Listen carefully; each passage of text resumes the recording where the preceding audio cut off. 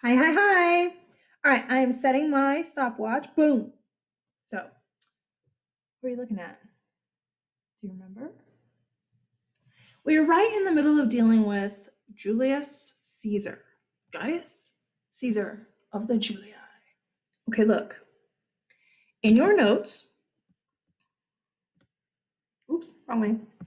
We dealt with all of this first triumvirate stuff last time. Okay, and if you remember, where we left off was where the Senate had like told Caesar, look, you take over as a dictator for a little while. And Caesar was like, okay, I'll take over for life. Awesome. Okay, we're still dealing with Julius Caesar. One of the big things, okay, about Julius Caesar is, was he or was he not a tyrant? And that's hard to determine. He didn't live long enough for him, like for his devil horns to come out. So was he a tyrant? Well, no, because his devil horns didn't really come out. Unless you're an upper class patrician, and then you believe his devil horns came out. But see, if you're a lower class plebeian, you believe that he's doing things to help you. That's what makes Caesar interesting, historically speaking. You cannot say for sure, yes, Caesar was a tyrant. No, Caesar was not. Does he look like he might be on his way to being tyrannical with this move? Yeah. Historically speaking, faux show. Yeah, absolutely. But then he does this.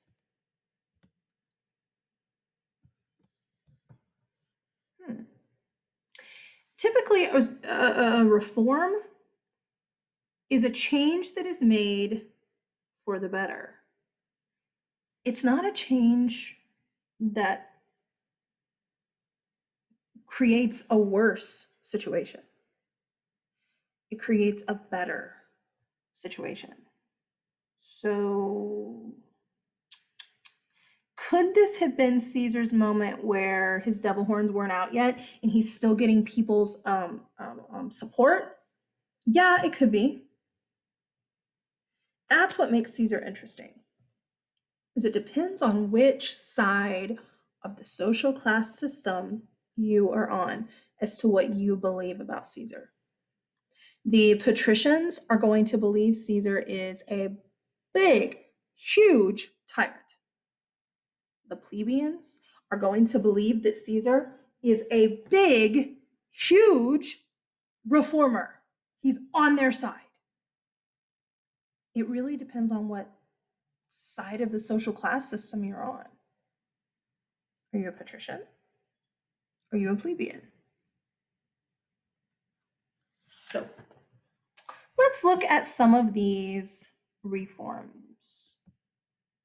As soon as I turn, oh man. Okay. Well, it's going to flip over to something, but that's okay. Okay, so the first thing that Caesar does, he stacks the Senate. That doesn't look good. This could definitely be an argument as to why he was on his way to being a tyrant.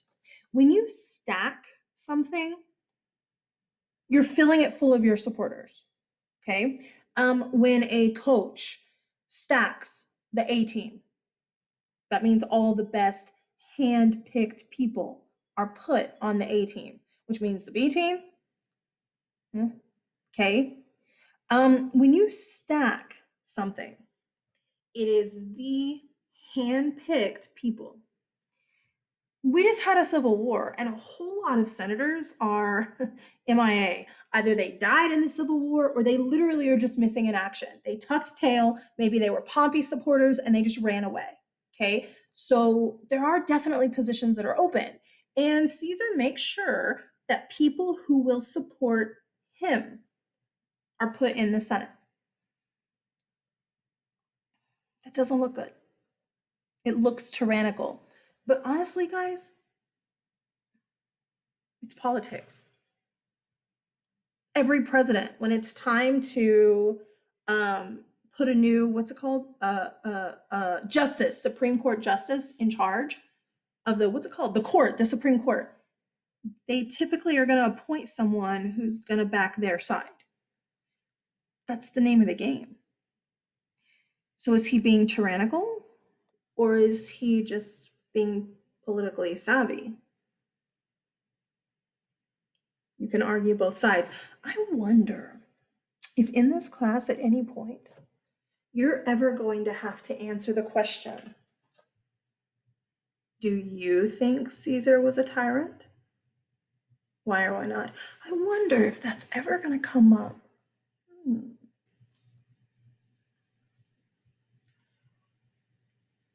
If you can't get hints, I don't know how to make it more obvious. So,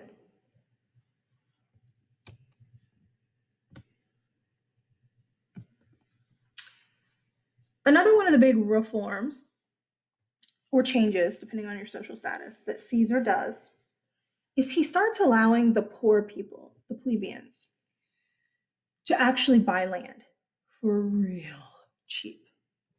If you remember, this, did I not hit it? There we go. This right here is kind of what Rome is starting to look like during this time period. Okay, that's huge. And there's all these plebeians who want to buy land up here, especially some of this up here in Germania, some of this over here in Gaul, this over here in Iberia. There's still available land in North Africa. People want land. In the past, the Senate was blocking. Only patricians could buy land. Well, why? The vote. Remember, the vote is tied to who owns land. That's a big thing in Rome. Caesar says, okay, if you were a soldier, a plebeian soldier of mine, even if you can't pay a lot, I'll sell you a little piece of land up here in Germania or over here in Gaul. Think about what he's doing by doing that. First of all, they're his soldiers. So they're already people who are going to be loyal to him to begin with. Second of all, he's moving their social status from plebeian. Once they have land and they've been in the military for 3 years, they're now a patrician. If some of these men were in the military for 10 years, now they can run for Senate. And if they run for Senate, you can bet Caesar's going to put them in. I guess I should say it different. It's not that Caesar puts them in the Senate. Caesar makes sure that they get in. Let's say it that way. Okay.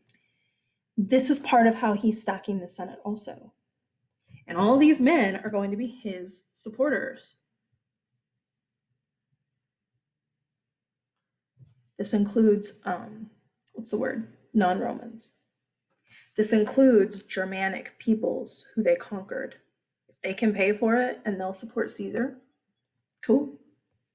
This supports Gaelic peoples, the Celts especially. If they can pay for it, cool.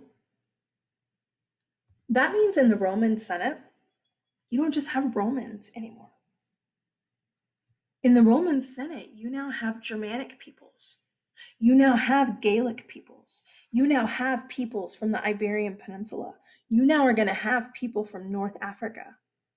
This is truly, the Senate of Rome is truly becoming a, what's the word for back then? It's not really fair to say multiracial, because when we think race, we think like skin color and stuff. No, even in North Africa, we're still looking North Africa. It's not a racial thing, but they're all different people groups in the Roman Senate. And they're all loyal to Caesar. Ooh, that's a big thing. Another thing that he starts doing, if you are a soldier, okay, he's going to raise your pay and lower your taxes. He wants to keep the military big and strong. He's a military man, okay? And he knows, okay, if we quit and like our strength doesn't look as I don't know, big, as strong as it used to be, some of those Germanic peoples are going to take their land back. So he's like, okay, just because you became a patrician, don't stop being part of the military. We still need you in the military. Please stay in the military. In fact, if you're in the military, I'll raise your pay and I will lower your taxes. Well, that's an incentive to stay in the military. Where's that money coming from?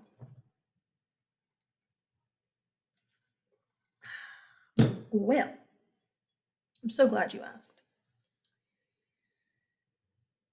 Patricians who are no longer in the military. So if you were a patrician, you were in the military for at least 3 years, okay? But if you got out of the military and you're no longer there, your taxes go up. But if you're still in the military, your taxes go down. So again, if you're part of that old patrician group, not the new patricians that Caesar has just kind of created, but the old patrician group who used to lead Rome, Caesar is a tyrant. He's ruining everything. But if you're a brand new patrician who just bought land from Caesar and you're still part of the military, man, Caesar is an amazing ruler. He's a ruler of the people.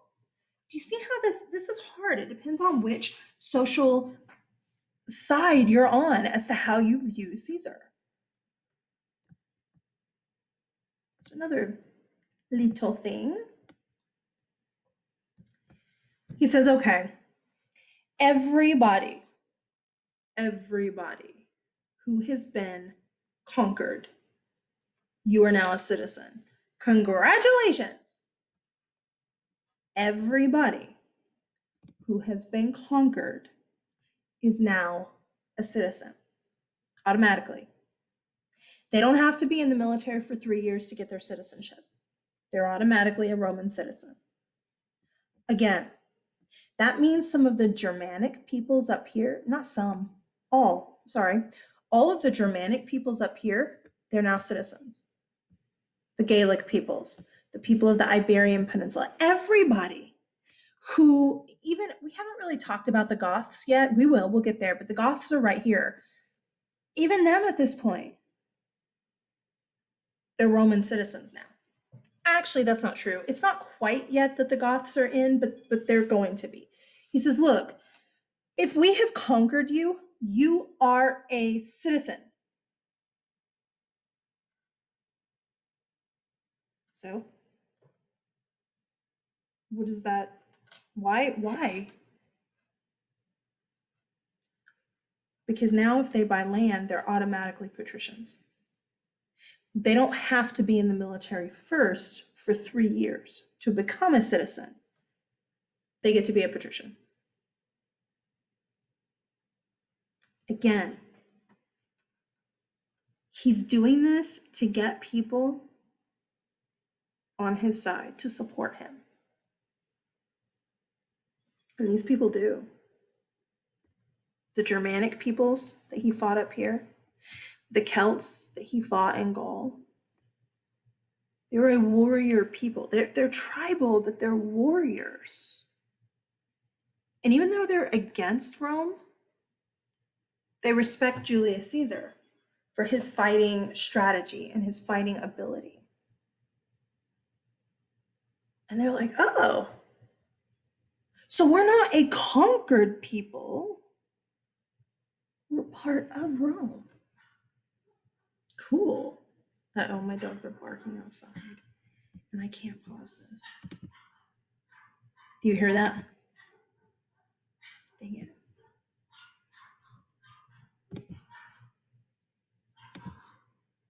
I can't pause it.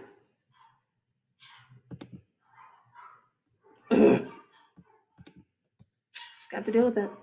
Okay, something else that he does. He creates a ton of jobs. How long are we in the video? 14 minutes. He creates a ton of jobs. We've just had this big civil war thing.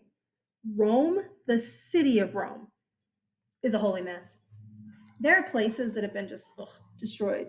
Not only that, even if there's not an actual war, when you bring your military onto people's farmland and stuff, you destroy land. Things need to be rebuilt. So he hires like what we would think of as like construction worker jobs to rebuild Rome. A lot of what we have today as like Roman ruins and stuff come from this time and after him. Okay, his nephew slash son Augustus, which we'll get to, but it's kind of starting to get to be this time period. So he's also creating a ton of jobs in the same breath. He's helping the new patricians and the plebeians and the non-citizens, the non-Romans. The old senators and the old patrician families hate him. And they come up with a way to get rid of him.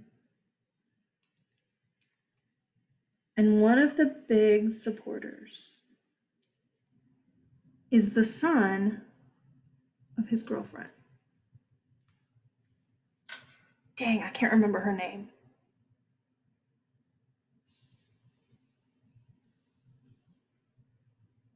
I feel like it starts with it. I cannot remember her name. It doesn't really matter. But her son is Brutus. Told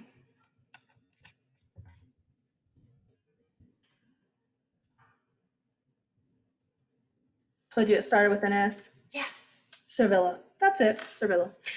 They had actually, if I remember right, they had actually kind of stopped their affair for a while. But they were still kind of like, I don't know, friends or whatever.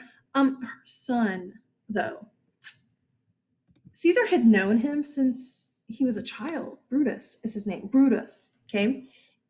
And he, along with some of the other senators, get together and they're like, Caesar's got too much power.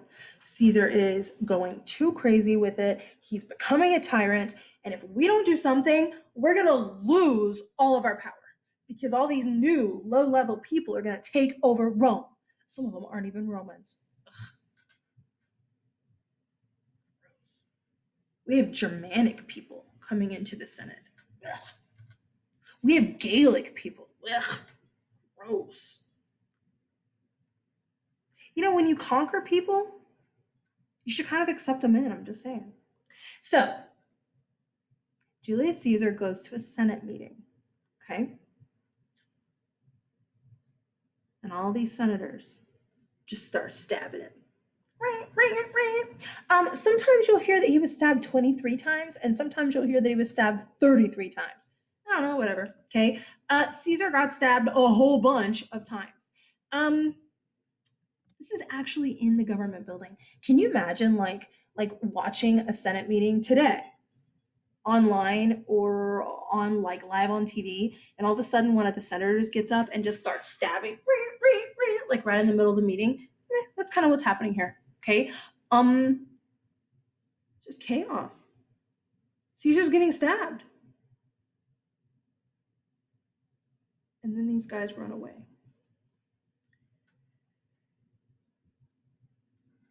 But that's not the end. We're about to create what's called the second triumvirate. This one is even a bigger train wreck than the first one was, for real.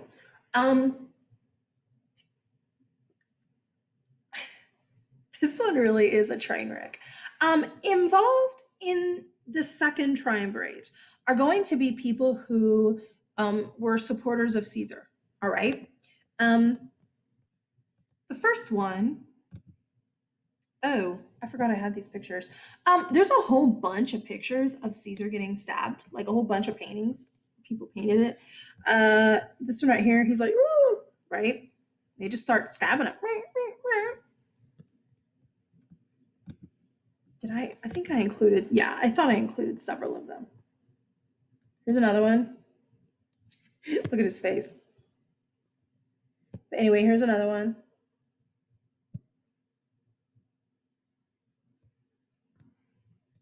Here's another one.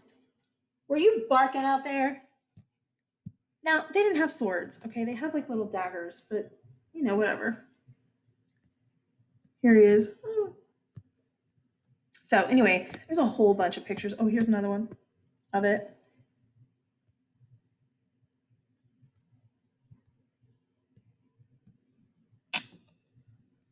Do you see what I'm hoping you notice? The Etruscan she-wolf. Okay. So, watching this,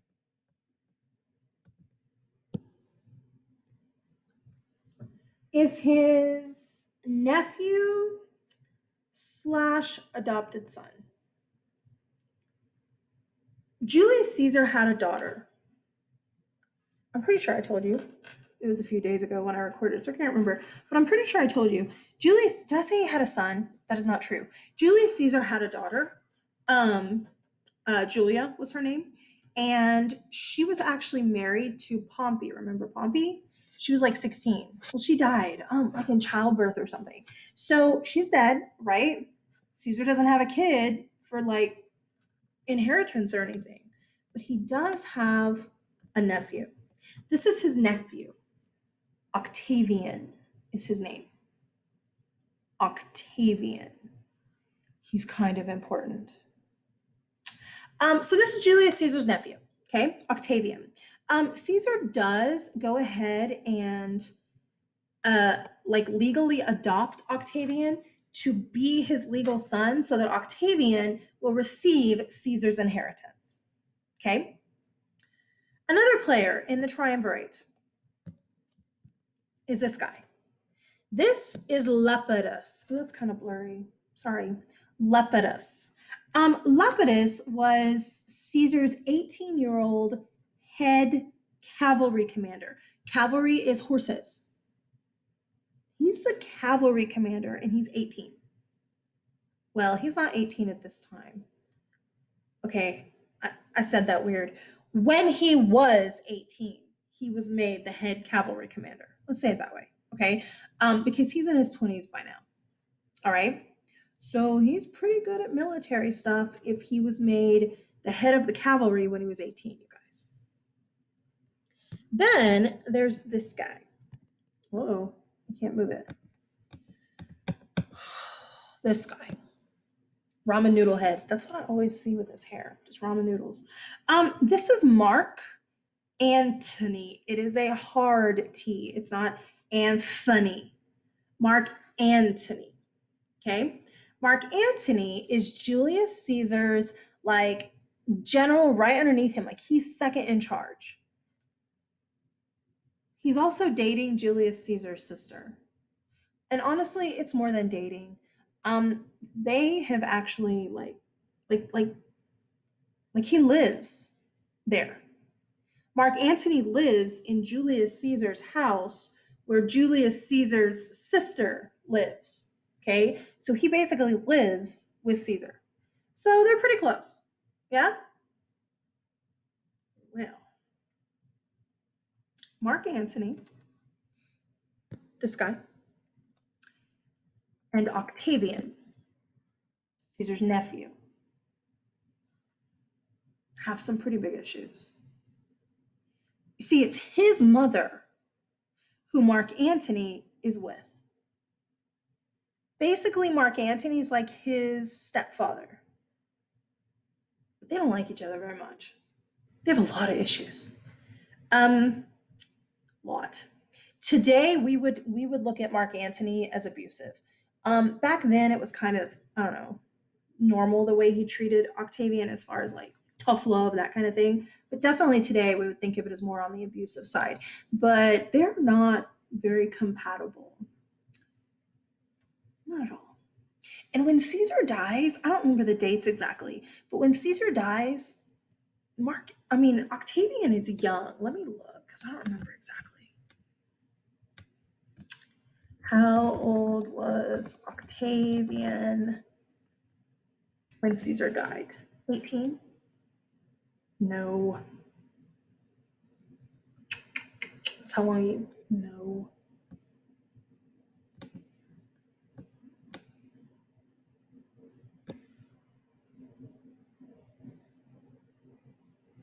Let's do this.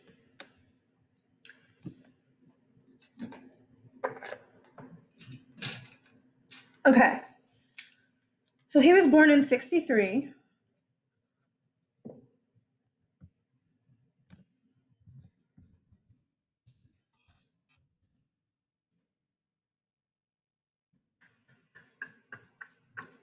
Caesar died 44. You know, I suck at math.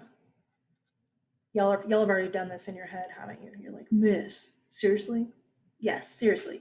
He was 19. Do you know I was thinking he was around 20? So Octavian's young, but y'all, that time period, he's already considered an adult, all right? But that being said, he and Mark Antony have some definite issues, all right? But with the assassination of Julius Caesar, these three men are going to get together and work together. They form a triumvirate, a group of three men working together to run the government, as well as to make sure that every senator who was involved in the assassination of Julius Caesar is also assassinated. These three men are going to go around and take out the senators who killed Caesar. Okay? So once all those senators who killed Caesar are gone, okay, who's in charge of the government? Caesar was not a king. He was a dictator. And a lot of senators have been killed by these three because they killed Caesar. So who's running the government? The Senate? Okay. But who? Well, mostly those people that Caesar stacked the Senate with. So they love these three guys. All three of these are military men. Octavian is still in the military. Well, technically all three of them are. But like Mark Antony's the general. Lepidus is in charge of the cavalry, and Octavian is still in the middle of his 10-year term, okay, to be in the military. So, I mean, they're all military people, and they're all directly tied to Julius Caesar. So, the Senate allows them to rule. Thus, the second triumvirate. Guys, it literally starts just disintegrating almost as quickly as it began. Literally. They can't agree on everything or anything. Mark Antony wants Octavian out. He's like, dude, you're a kid. Mark Antony's in his 30s at this point, and I know that. I don't think he's in his 40s. I'm positive he's in his 30s at this point. So Mark Antony's like, I got this. I was in charge of Rome when Caesar was with Cleopatra, so I can do this. I'm good. I got this. He wants Octavian to just go back to the military and leave him alone.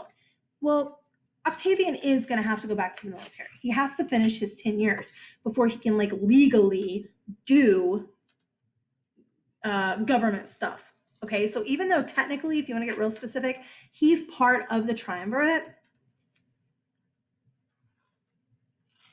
he does still go off and do the rest of his 10 years, okay, in the military. That being said, there's all kinds of drama between Octavian and Mark Antony. There's family drama because, again, Mark Antony is like Octavian's stepfather, and it's just drama. And then this one meal, Mark Antony announces his engagement. Guys, Mark Antony has been together with Julius Caesar's sister forever. Years and years and years. I can't remember her name either. I'm sorry. But he's been with her for years and years and years. So there's this big party. Yeah? Mark Antony announces his engagement. And Julius Caesar's sister is like, yay. Except Mark Antony doesn't announce his engagement to her. Mark Antony announces his engagement to her daughter.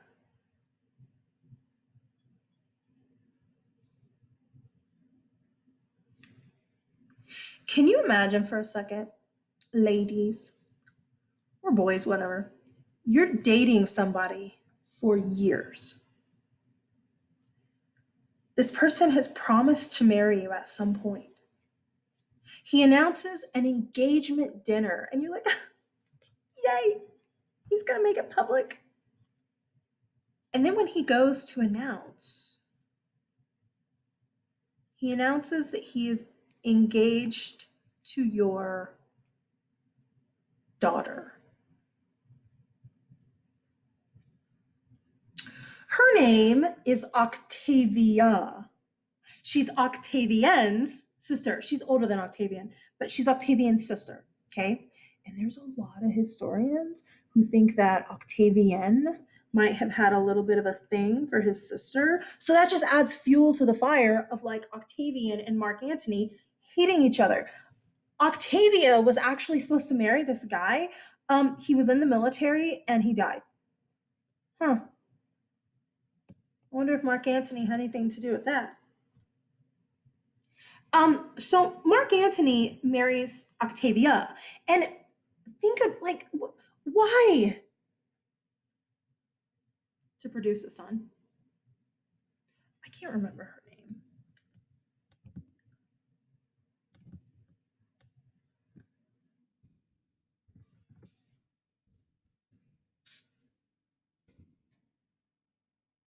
Atia. That's right. Atia. That was her. That was the girlfriend, Caesar's sister, Mark Antony's girlfriend, Octavia, and Octavian's mother. This is like the biggest.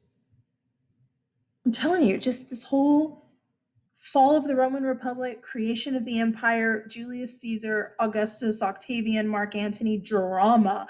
It's just like a big TV show. So anyway, sorry, Atia is her name. So Atia has to deal with the fact that Mark Antony is going to marry her daughter instead of her. What is that? What does Octavia think about it? She's like, what? Mom, did he just say my name? Octavia wasn't like secretly going, she's freaking out too. But see, Mark Antony's in charge.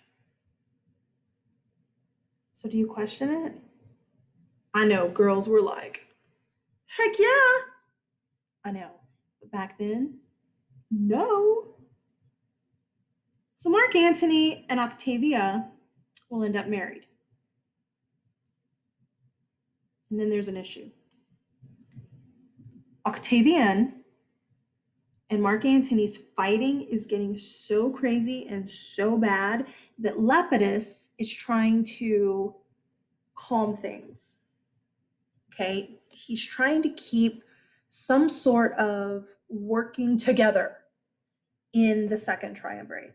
And it is just not working. Let me see where we're at on this video. Oh, good. We're perfect. 33 minutes. It's just not working. So eventually, Mark Antony and Octavian actually start putting pressure on Lepidus to just leave the government. You know what? If you don't like how things are going, then leave and go be a military man, okay? And Lepidus is like, okay. So that's basically what's going to happen. Lepidus is going to resign from the second triumvirate, which means we only have two men in the triumvirate now. What? And these two men are the two problems. They're the two that hate each other. There's also another issue. Octavian comes back from his like 10 years in the military, okay? And he tries to start running the government, talking to the Senate and doing things. And Mark Antony's like, okay, kid, who the crap do you think you are? And he's like, we run this together. And Mark Antony's like, there's a lot of issues, okay, a lot of personal issues. Well, there's another issue. The other issue, grain. There are starting to be grain shortages up in like Europe. And so there's not enough grain to feed the people of Rome. Okay? So we need to make a deal with Egypt again. Mark Antony has seen Cleopatra before, and he's like, hey. So Mark Antony goes down to Egypt to make a deal with Cleopatra.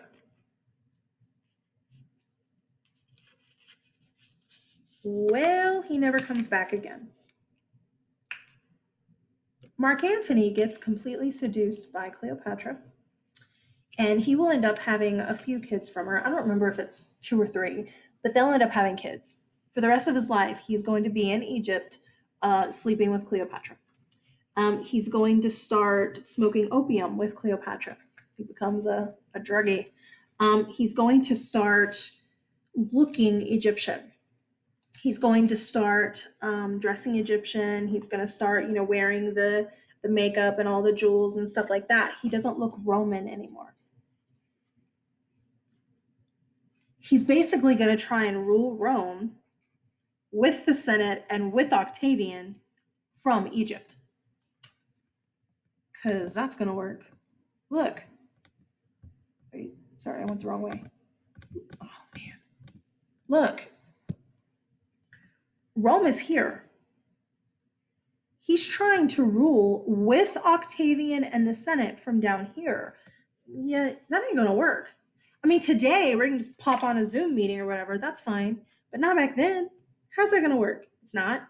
And if the Senate or Octavian did anything that Mark Antony didn't like, Mark Antony would withhold grain from Rome.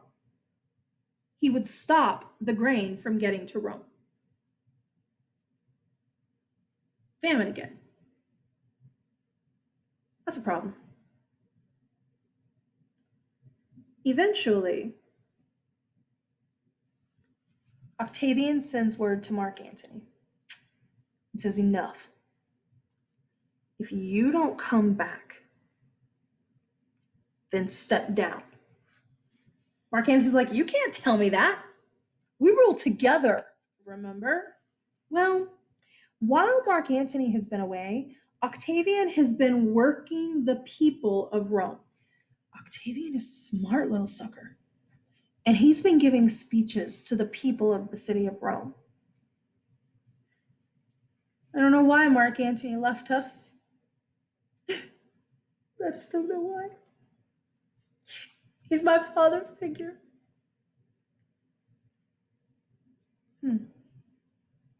My sister, his wife, and their baby. He left them to go sleep with that witch in Egypt, Cleopatra, who has mesmerized him and put a spell on him. Ooh, he's working the crowd. The people of Rome, yeah, they've kind of turned against Mark Antony. Octavian says, step down. Mark Antony says, Octavian says, all right. The military will come get you.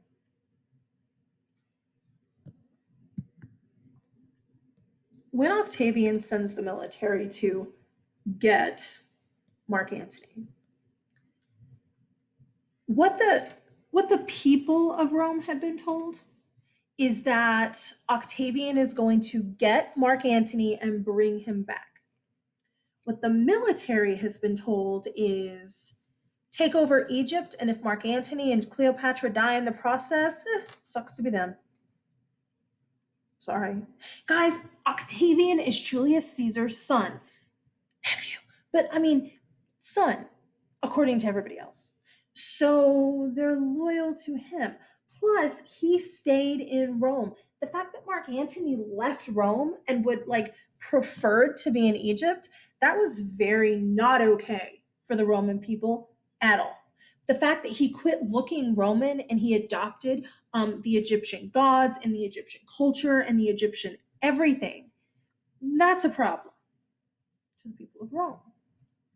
So the people of Rome have definitely turned on him. Okay? Well, war breaks out.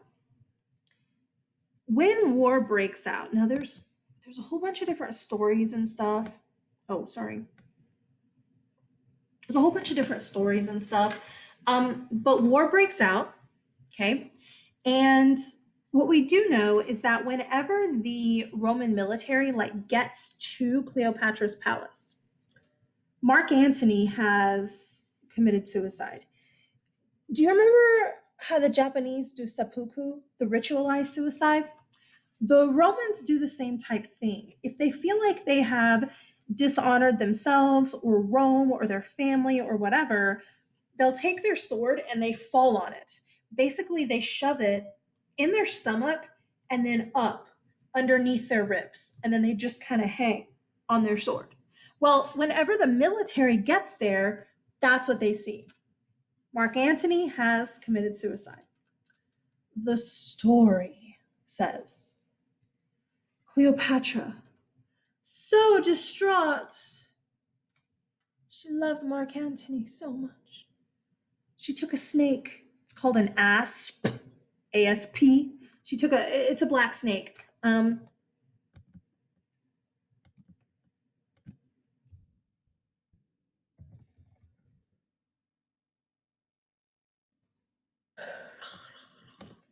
I guess it's not that black, is it? Oh yeah, I thought it was black. Oh, well, maybe not. I don't know. I thought they were black. But anyway, she takes this asp, right? And she lays on a bed of asps and lets them bite her. Yeah, no. That's the story, the romanticized version. What a bunch of bull. Whenever the Roman military gets there we go. Mark Antony has fallen on a sword, and Cleopatra is on her throne, on her chair, and she has drank poison. Whether it was snake venom, asp poison, or what, she drank it. Okay. The kids are nowhere to be found. She had, like I said, 2 or 3 kids from Mark Antony, and she had another one. And I don't know if I told you in the last video. She had another child named Caesarion. Caesarion. Caesarion literally translates to the little Caesar. Because she said that this young child, this boy, was Julius Caesar's son from their affair. Caesar accepted him, okay, as his son. A lot of historians question that. Caesar didn't have a lot of kids. Was it him? Was he low on the sperm count, or was his wife? I mean, his girlfriend didn't get pregnant. Was it because she was older? I mean, So there is some question as to whether or not this little boy was really Caesar's. A little side note, and something that I always show you guys in class. Are you ready? Look. Oh, do it. Okay. Are you looking? Caesarion means the little Caesar. It's like what we would say is Caesar Jr. Okay? You know Little Caesar's pizza? Look.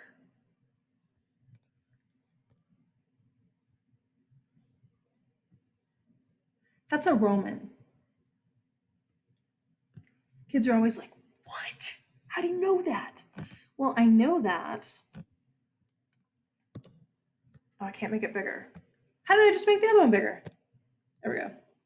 I know that because of the clothes. And whatever this is, I can't think of what it is. The olive branch on the head. It's Roman. So Little Caesars, you'll never look at Little Caesars pizza again. Okay.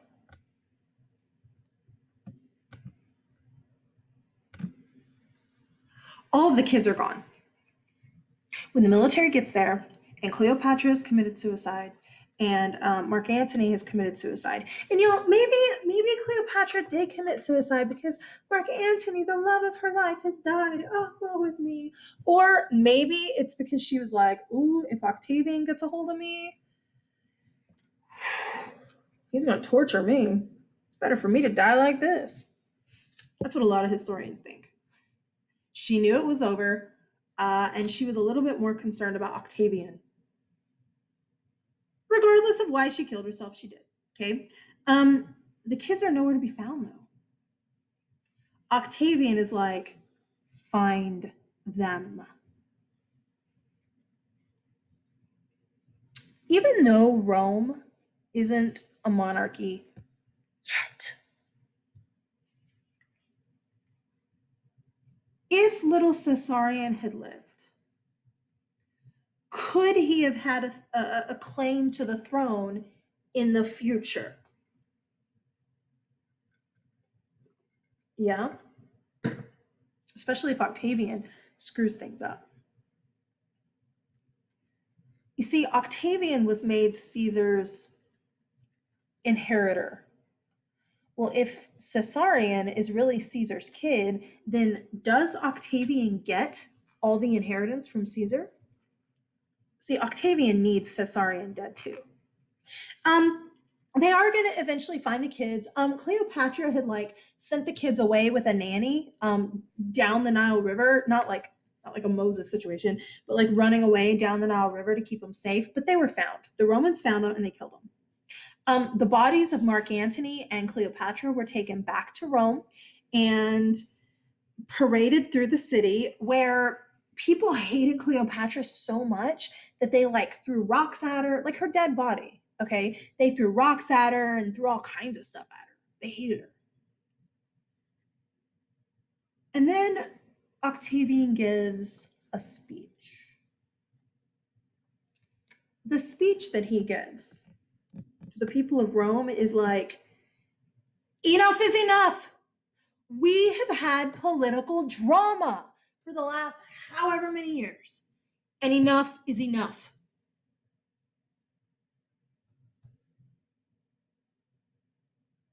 My name is no longer Octavian. My name is Emperor Caesar Augustus. And the people of Rome cheer. You're like, well, yeah, of course they do. He won. Look at his title. Rome just changed their government. Roughly the first 500 years of their government is a republic where there's not a king. Roughly the second half of their government is an empire. That means there's an emperor. An emperor is a type of king. I'm about to sneeze. Hold on. Sorry. He just changed the government and people didn't even care. People were like, yes, because there's been so much political instability and so much fighting and so much drama that people are like, dude, maybe it's better for one man to control things on his own. Let him do it. As long as there's peace and stability, we're cool. So he calls himself emperor. Caesar is not his name. That's Julius Caesar's name. Okay. This is going to become his family name, like his last name. Okay. Eventually, Caesar's going to become a word that means emperor. Not yet, but eventually. This word right here, Augustus, means the exalted one. What does that mean? Worshipped. If you exalt someone, you worship them.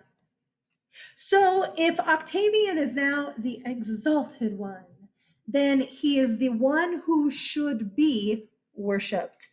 Not only did he just make himself a solo monarch emperor, he also just made himself a god. From here on out, the Roman emperors choose their successors. It won't always be inherited. Sometimes they'll actually choose somebody instead of a son, but they're going to choose their successors. And from this point on, the emperors are gods. And the people are totally cool with it. Because there's been so much drama and so much chaos, they just want calm. And there will be calm. With the Pax Romana, which is where we will start next. So that is all.